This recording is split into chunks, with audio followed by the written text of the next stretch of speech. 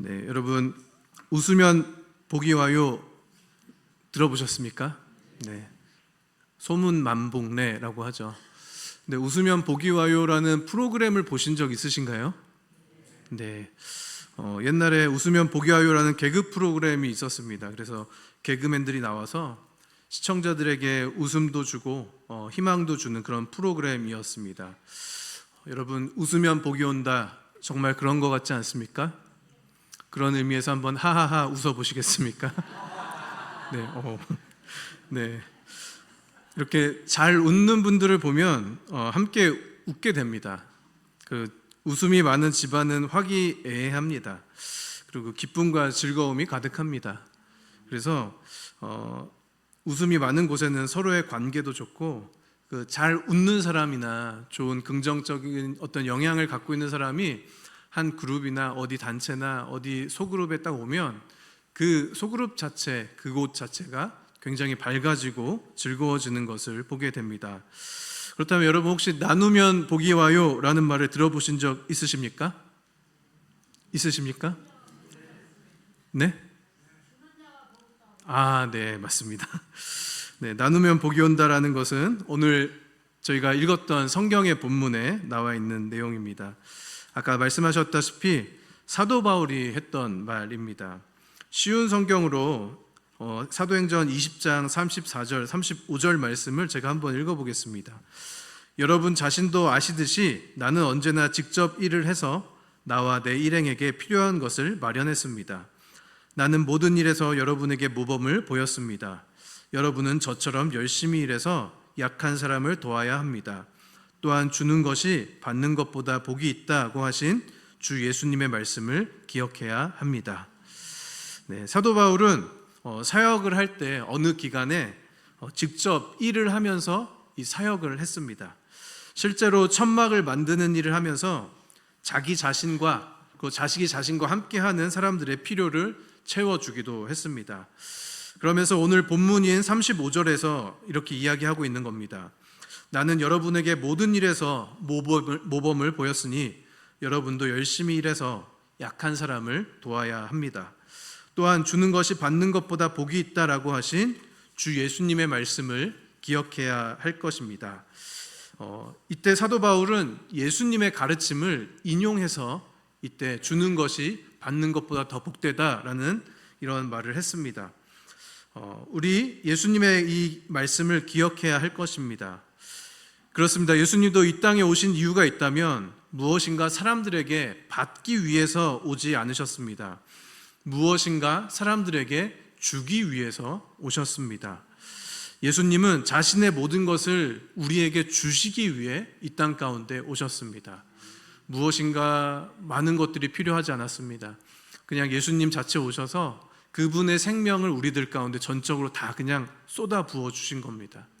근데 그 생명을 받은 우리가 그냥 생명만 간직하는 것이 아니라 그 예수 그리스도의 생명이 흘러가게 하는 것이 우리의 하나님의 부르심인 줄 믿습니다. 네, 우리가 복을 누릴 수 있는 방법이 있습니다. 한번 다 같이 저를 따라하시면 좋겠습니다. 나누면 꾸어주는 복을 누릴 수 있습니다.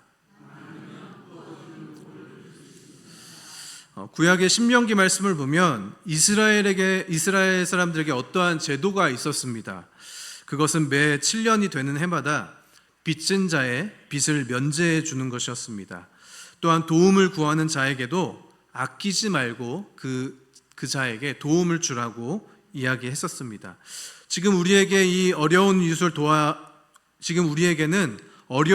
도와야 하는 사회적인 어떤 무조건 지켜야 되는 법은 있지는 않지만 스스로 자원하거나 기부하거나 자원봉사를 하기도 합니다.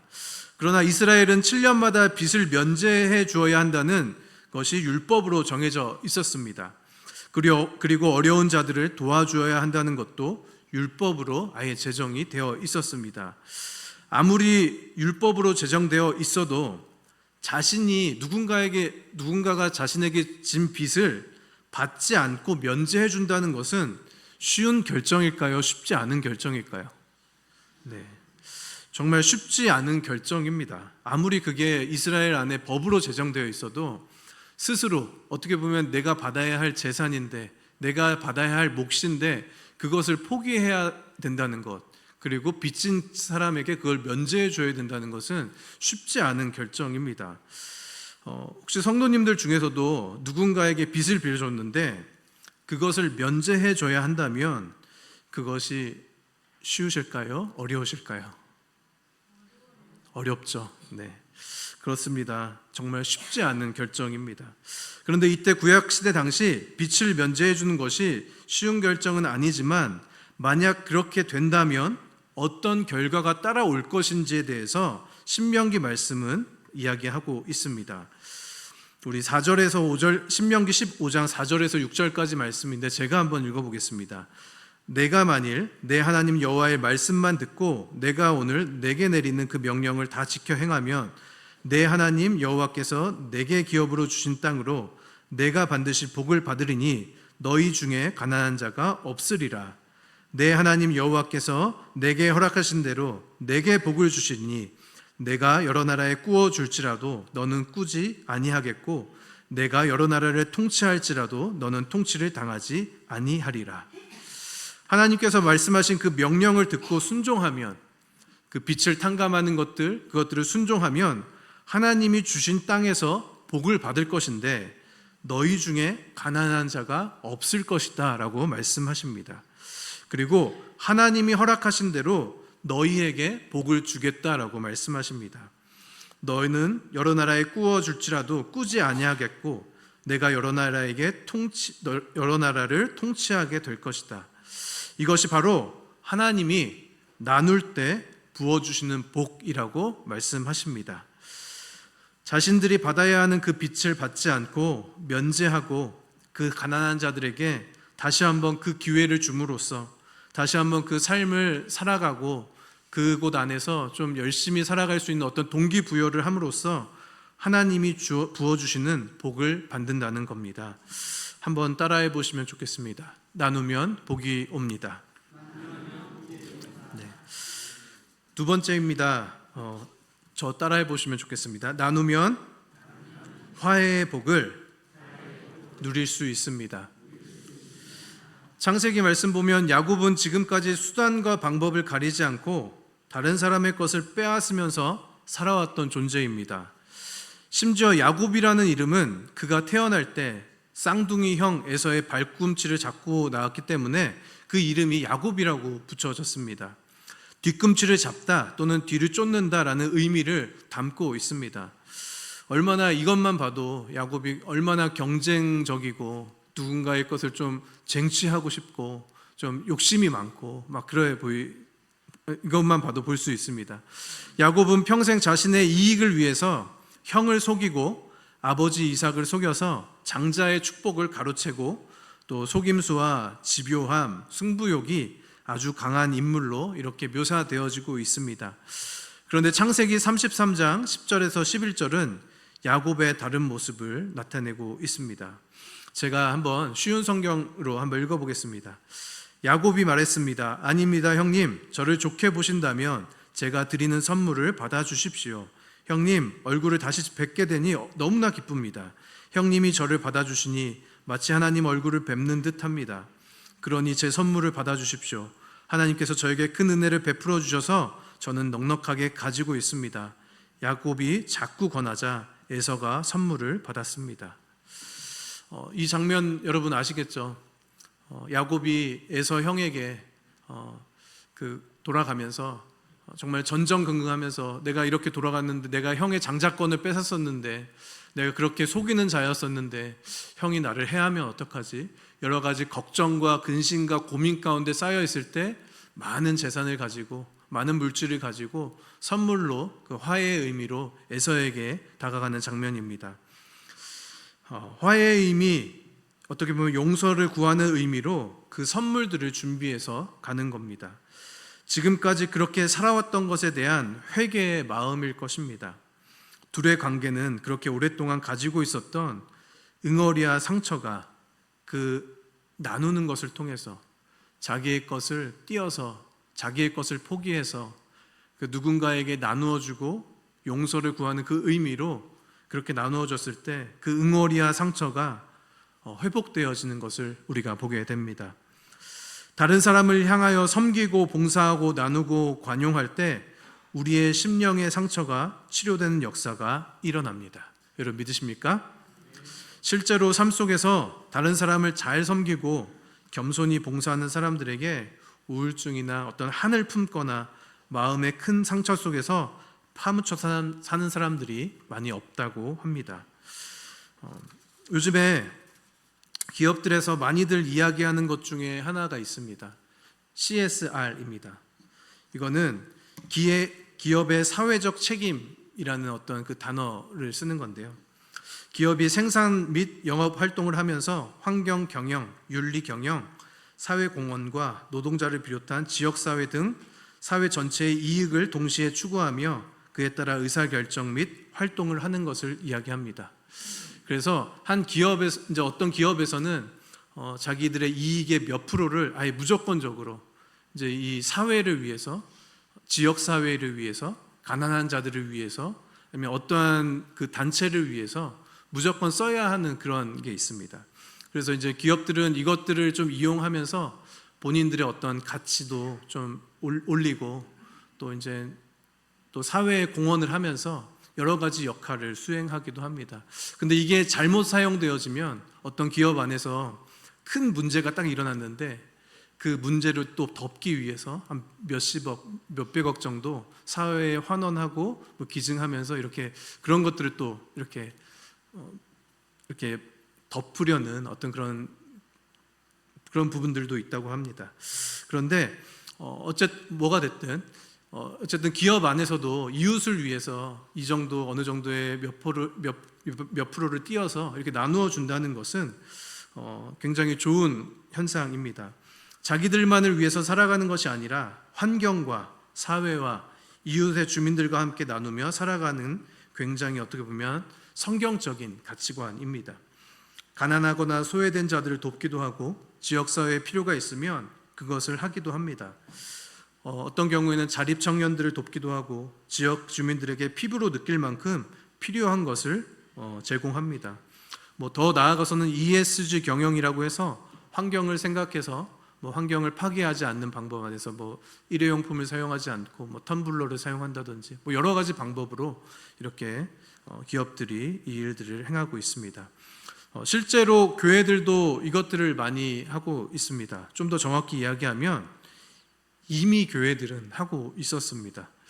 학생들을 위해서 장학금을 전달하기도 하고 쌀이 필요한 곳에 쌀을 나누기도 하고 어떤 교회는 그 동네 주위에 너무 밀집해져 있는 동네라서 이제 좀 허름한 동네라서 키즈 카페가 없는 겁니다. 그래서 교회의 일부분을 키즈 카페로 좀 리모델링해서 지역 사회에 있는 아이들과 그 주민들에게 그런 장소도 따로 제공하기도 한다고 합니다. 어떻게 보면 그들의 공간을 좀 포기해서 주위의 사람들께 나누는 것입니다. 그래서 요즘에 교회는 새로 건축할 때 지역 사회 안에 어떤 것을 도움을 줘야 할지 지역 사회에 어떤 리서치를 하고 교회 안에 필요한 것들, 지역 주민에게 필요한 것들을 보고 교회를 건축한다고 합니다. 그리고 한국 선교사님들이 처음 들어오셨을 때 가장 먼저 했던 것들이 이런 것들이었습니다. 병원을 세우고 학교를 세우고 질병 퇴치를 위해 캠페인을 하기도 했습니다. 오늘은 중앙성결교회 나눔위원회 헌신 예배입니다. 나눔위원회도 그렇고 중앙교회 안에서도 제가 오래 있어서 많은 것들을 보지 않았지만 여러 가지 역할들을 해가고 있습니다.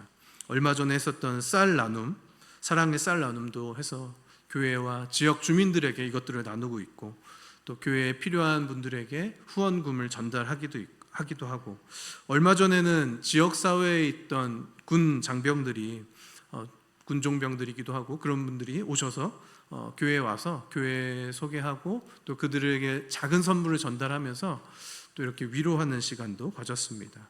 또 정기적으로 장학금을 나누기도 합니다. 또 얼마 전에는 자립 청년을 돕기 위한 후원 릴레이도 또 담임 목사님께서 그 주민센터에 방문하셔서 담임 목사님께서 사랑의 쌀 나눔 방문하시고 나눔 위원장님께서 또 방문하셔서 교회 안에서 이렇게 행하고 있습니다. 그리고 지역에 뭐 찬양 연습할 공간 뭐 이런 공간들이 필요하면 또 교회에서 이렇게 빌려주기도 합니다.